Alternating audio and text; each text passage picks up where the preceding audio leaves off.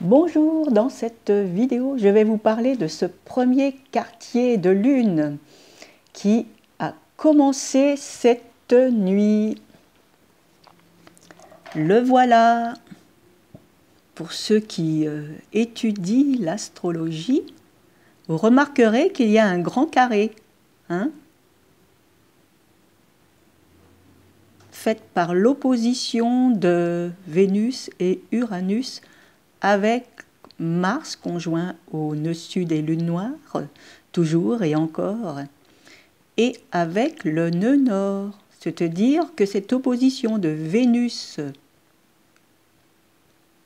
et Uranus sont au carré, au double carré de l'axe des nœuds nulaires. Qu'est-ce que ça veut dire? Il y a quand même, je pourrais dire, quelque chose d'assez récurrent sur le plan karmique. Je dirais par rapport à l'objectif de cette opposition de Vénus-Uranus, vous voyez, qui parle de changement, de remise en question, un besoin de nouveauté, vous voyez.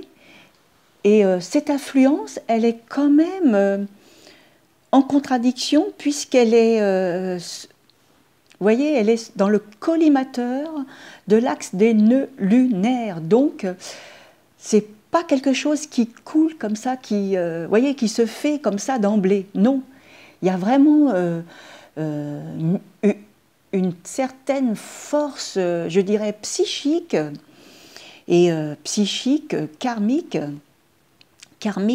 dans le sens qu'elle oblige à beaucoup de questionnements, par rapport à certains objectifs, par rapport à certains, je dirais, désirs, attentes. Donc, un premier quartier qui annonce dans sa symbolique un départ vers l'action, vous voyez, le fait d'engager quelque chose. Et il s'est contrarié quand même. Les actions. Je dirais que par rapport aux actions qui ont été émises à ce moment-là, il y a eu quelque chose qui est venu justement pour contrarier ce fait, quoi,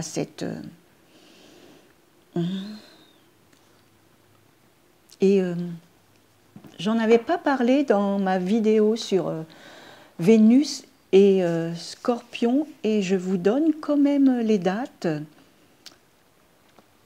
parce que Uranus y est déjà depuis plusieurs semaines au carré de l'axe des nœuds lunaires, et Vénus, dans sa phase rétro, elle va y revenir au moins 2 autres fois, c'est-à-dire que 3 fois consécutifs.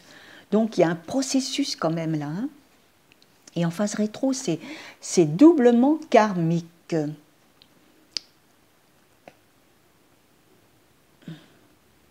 Donc,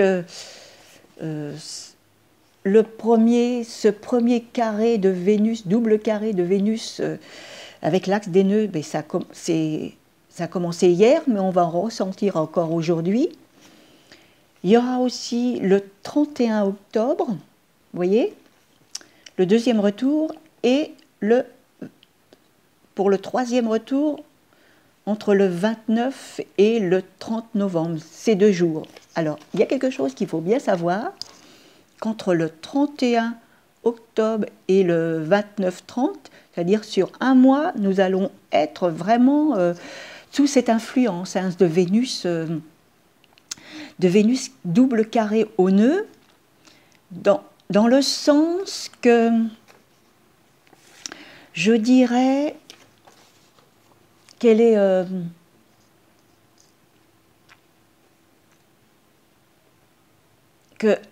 le 5 octobre, elle va être en phase rétro, vous voyez, donc son mouvement va être ralenti. Et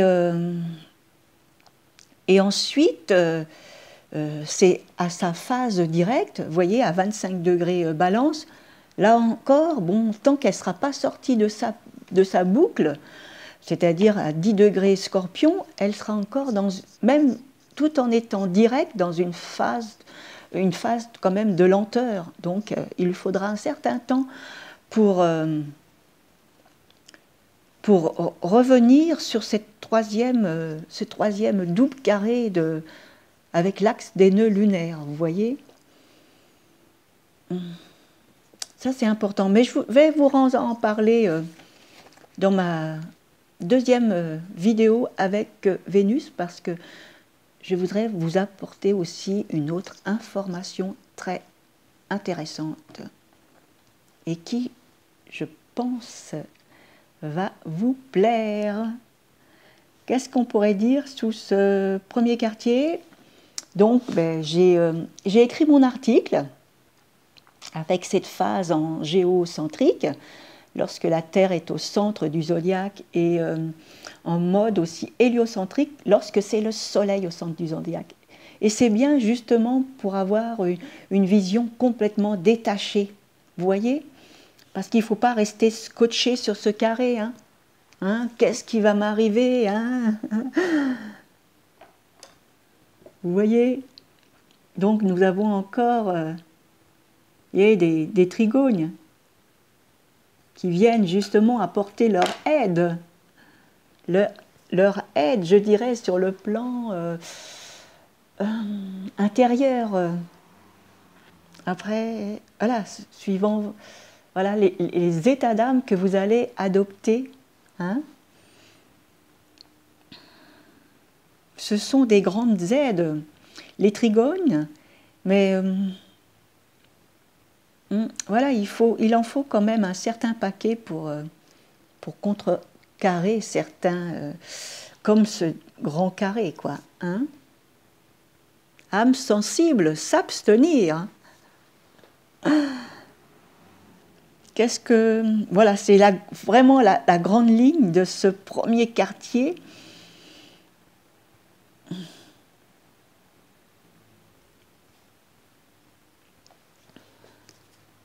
J'en ai parlé aussi dans mon article du fait de la position de la Lune, malgré que son carré au Soleil, vous voyez, elle sera quand même en conjonction Vesta et Saturne, vous voyez, dans sa progression, dans son mouvement. Mais au moment de ce premier quartier, ça sera quand même une conjonction Lune-Saturne décroissante, parce que la conjonction aura lieu juste après la formation de ce premier quartier.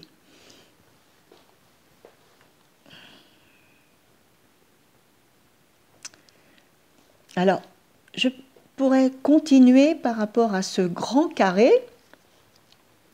Je vous le montre quand même, hein, pour bien l'identifier, ce grand carré. Vous voyez? Ben, c'est un retour quand même... je dirais, dans le monde concret, réel. Hein. C'est comme si vous étiez connecté depuis quelques jours en haut dans les étoiles, et puis d'un seul coup, plouf, hein, vous voilà de retour sur Terre. Mais qu'est-ce que je fais? Voilà, il va falloir retrousser les manches et passer à l'action. Mais quelle action? C'est une action vraiment qui donne de l'importance, je dirais, au sens réel. Voyez? Dans le monde dans lequel nous vivons. Hein? Même si ce n'est pas toujours confortable. Et moi, je donne toujours l'exemple des animaux dans la jungle. C'est quand même l'instinct de survie qui prédomine. Et dans le sens des réalités, ben c'est ça. Hein? Et Mars, du fait qu'il est conjoint au nœud sud et lune nord, lune noire, lune noire, je dirais que c'est comme une piqûre de rappel. Hein? Parce que le nœud sud, il est en lien justement avec le passé, avec les acquisitions, avec ce que nous avons appris. Et Mars, au nœud sud, c'est comme une révision, vous voyez, c'est fait un stage avant la reprise des cours pour bien mémoriser ce qu'il a appris. C'est comme ces étudiants qui font un stage l'été justement pour de révision de l'année scolaire qui vient de se terminer.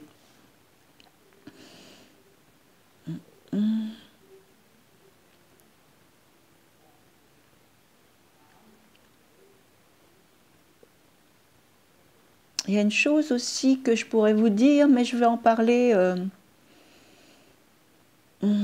J'en parlerai dans ma vidéo prochaine sur cet impact de Vénus. Bon, vous avez de quoi quand même réfléchir hein, avec ce premier quartier de Lune.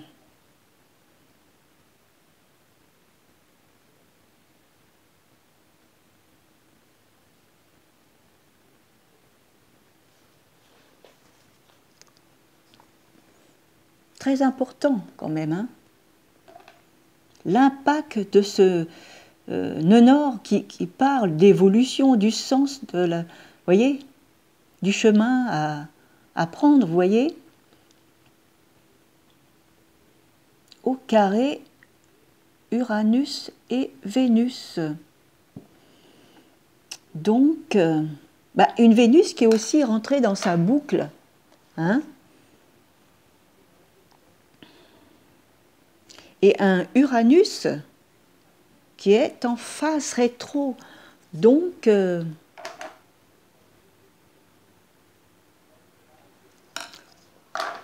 tous les deux, ils ont, je dirais, ils sont sur le chemin pour aussi de révision, hein, de piqûre de rappel par rapport à leur objectif. Donc, ce qui signifie, je vais rappeler quand même les trois oppositions de Vénus-Uranus. Le premier a eu lieu le 12 septembre, le troisième aura lieu le 31 octobre. 31 octobre, en même temps que Vénus revient au carré des deux. Hein. Donc, vous voyez, l'impact de ce retour est vraiment fondamental. Ensuite, ça sera le 1er décembre, le troisième. Opposition de Vénus-Uranus. Donc, il y a ce que je dirais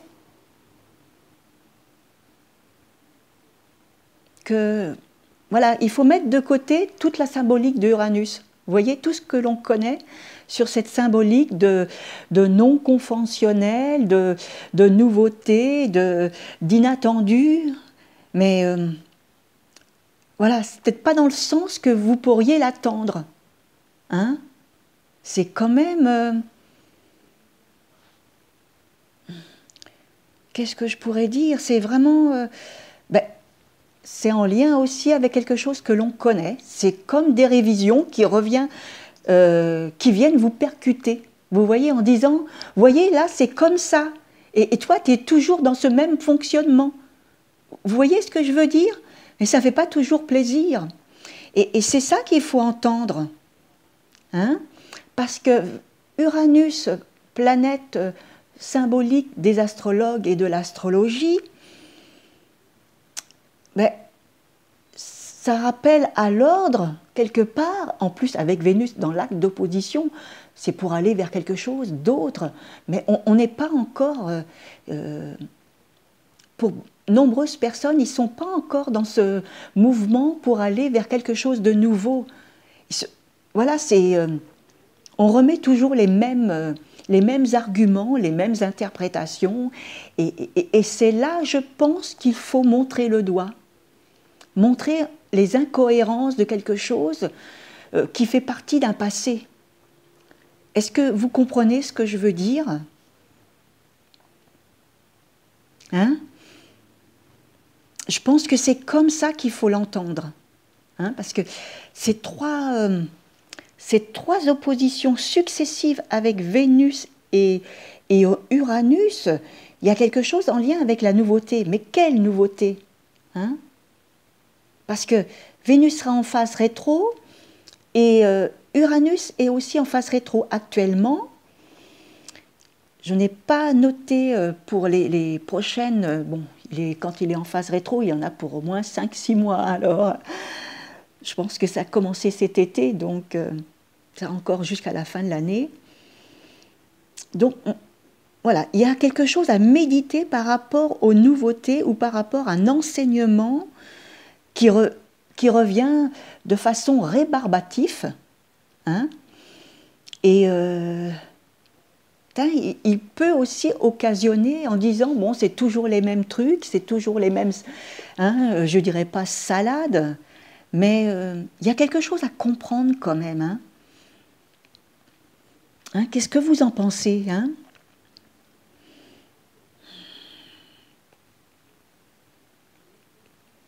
Voilà. Bon, je vais en rester là hein, pour pas trop vous en apporter d'informations comme ça et de bien centrer sur sur ce cas astrologique, interprétation aussi qui n'est pas évident. Bon, bah, on va en savoir plus, vous savez, avec le temps, avec les semaines à venir, et on pourra en reparler. Et bon, mais j'aimerais bien avoir votre avis quand même, hein, parce que je trouve quand même que c'est assez majeur. Alors,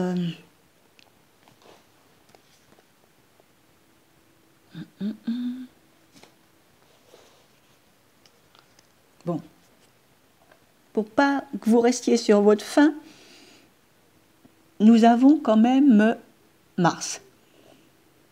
Vous voyez, parce qu'il fait partie de ce grand carré Mars, hein. Alors que je m'approche, voilà. Parce que si là, ça fait Mars, conjonction lune noire, et avec le nœud sud, bon, même si je ne l'ai pas activé, hein, il est quand même là. Le nœud sud est toujours dans l'axe d'opposition au nœud nord, qu'on le sache.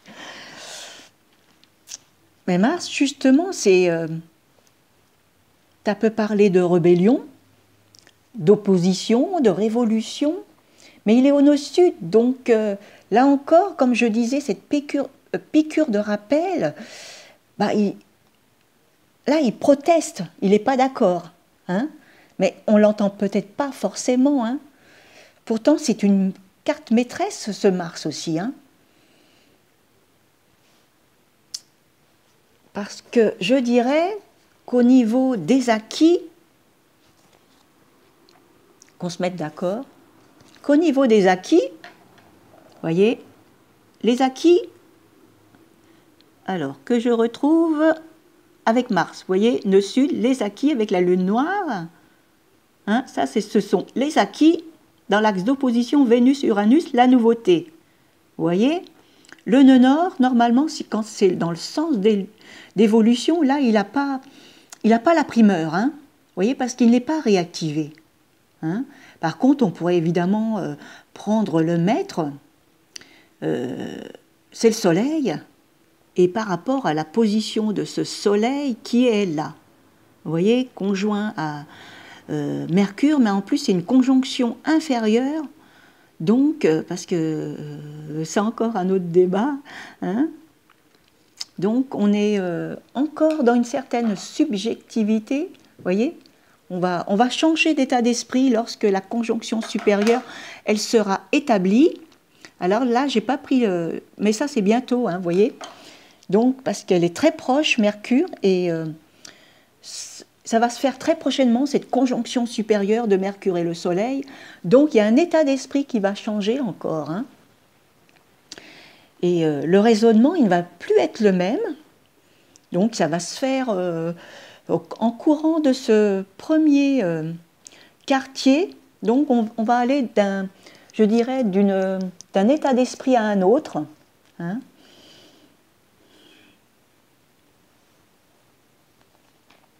Je vais aller voir la date, hein. Le 21 septembre, nous allons passer en mode conjonction supérieure du Soleil et de Mercure.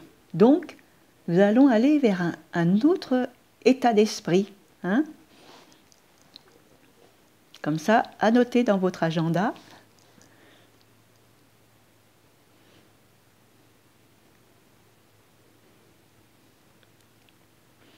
Un petit clin d'œil sur cette carte en héliocentrique.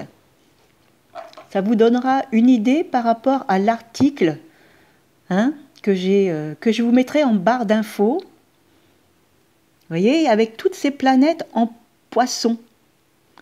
Et c'est le sens de mon article, que c'était quand même assez, je dirais, par rapport à ce premier quartier de lune qui parle d'action, vous voyez, et quand même en mode héliocentrique, nous avons toutes ces planètes en Poisson qui sont qui parlent de réceptivité, vous voyez, de sensitif. Hein? Donc, bon, je vous laisserai découvrir mon article. Et voilà, c'est pour vous donner aussi une idée comment est perçu ce premier quartier lorsque le Soleil est au centre du zodiaque et la Lune en conjonction à la Terre. Hein? Vous voyez, c'est quand même... on peut vraiment y faire une interprétation complètement différente. Hein? Donc, vous voyez, avec une Lune qui arrive en conjonction à Chiron, et quand même au trigone de Jupiter. Donc là, c'est quand même quelque chose de positif et de rebondir par rapport à ce que l'on peut voir avec l'autre carte. Hein, voyez ? Après, tout dépend de l'état de conscience de chacun, de son évolution, de ses acquisitions aussi intellectuelles, ce qu'il a... Hein, ou ce qu'il peut aussi comprendre, hein, apprendre, écouter aussi, parce que ça, voilà, je dirais aussi, voilà, parce qu'il y a des moments, des fois, on n'est pas réceptif à ce que l'on pourrait, voilà, ce qu'on pourrait aussi découvrir. On n'est pas prêt. Donc, et vous voyez cette Vénus qui arrive, voilà. Parce que bon, vous voyez, c'est à l'envers. Cette Vénus qui arrive sur Mars. Et là aussi, j'ai écrit des articles sur les conjonctions de Vénus-Mars en héliocentrique. Hein, j'essaierai de vous mettre le lien aussi en barre d'infos. Ouais. Qu'est-ce qu'on y voit d'autre aussi ? Donc Mercure, vous voyez, comme j'ai expliqué dans mon article, dans l'axe d'opposition à Neptune. Bon, c'est vrai qu'en mode géo aussi, Mercure aussi, hein, commence à... Il arrive aussi hein, dans cette...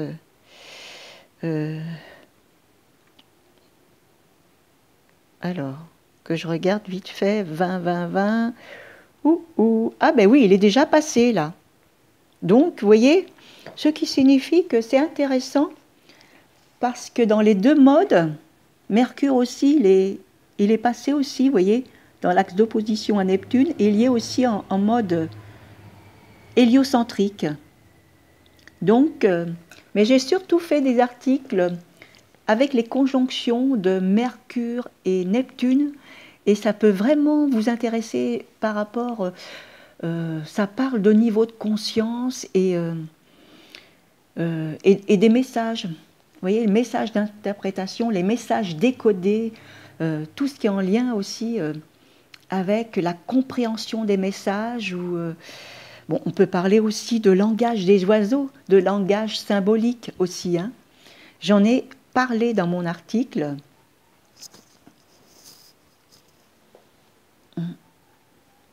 Voilà, bon, je vous ai apporté d'autres clés. À très bientôt pour de nouvelles aventures astrologiques. Merci de commenter, de vous abonner et de partager. et le petit pouce. Merci beaucoup.